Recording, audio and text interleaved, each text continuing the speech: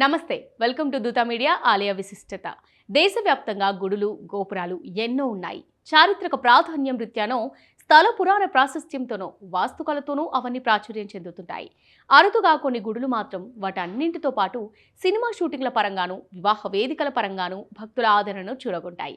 ఆకువకే చెందుతుంది శంషాబాద్ సమీపంలోని ఈ సీతారామచంద్ర స్వామి ఆలయం.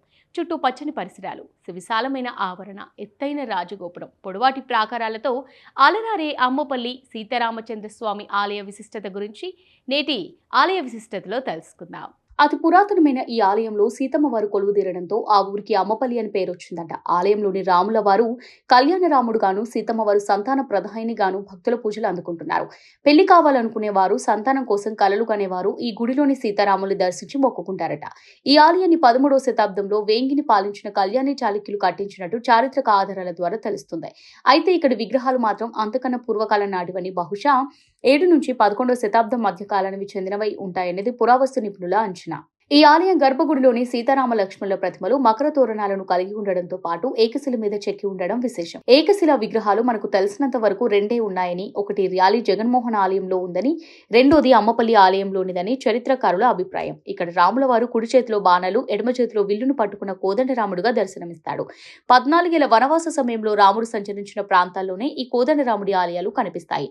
ముఖమంటపంలో కూర్మం ఉండడం వల్ల ఈ క్షేత్ర దర్శనం మోక్షాన్ని ప్రసాదిస్తుందని విశ్వసిస్తారు. సుమారు 9 ఎకరాల్లో ఉన్న ఈ ఆలయ ప్రాంగణానికి పౌరాణిక ప్రాశస్త్యం ఉందట. సీతా లక్ష్మణ సమేతంగా రాముడు దండకారుణ్యంలో సంచరించే సమయంలో ఇక్కడ ఒక రాత్రి సేద తీరాడని, అప్పటికి అంజనీ సుతుని కలవలేదని, అందుకే హనుమ విగ్రహాన్ని ఎదురుగా ఉన్న ముఖమండపంలో తర్వాత ప్రతిష్ఠించి ఉంటారని చెబుతారు. ఇక్కడే గరుత్మంతుడి విగ్రహం కూడా కనిపిస్తుంది. 90 అడుగుల ఎత్తులో 7 అంతస్తులుగా ఉన్న గాలిగోపుర నిర్మాణ చాతుర్యం అద్భుతంగా ఉంటుంది. కాల్చిన ఇటుకలు, సున్నపు రాయితో ఎంతో పటిష్టంగా కట్టిన ఈ గోపురం నాటి చార్మినార్ కట్టడానికి స్ఫూర్తిగా నిలిచిందని అంటారు.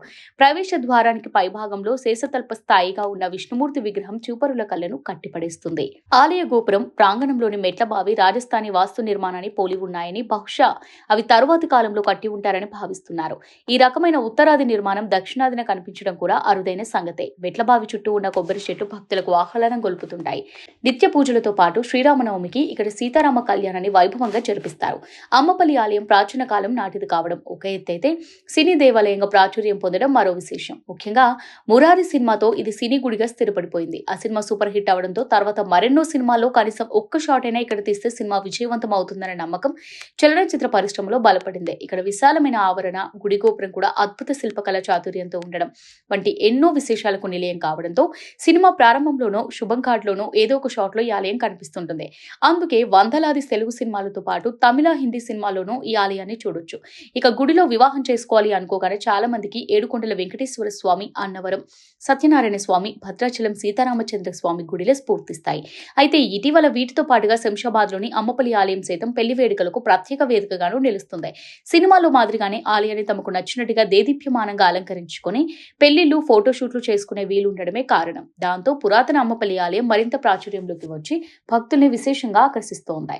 ఇది వాళ్ళ ఆలయ విశిష్టత. కీప్ వాచింగ్ దూత మీడియా.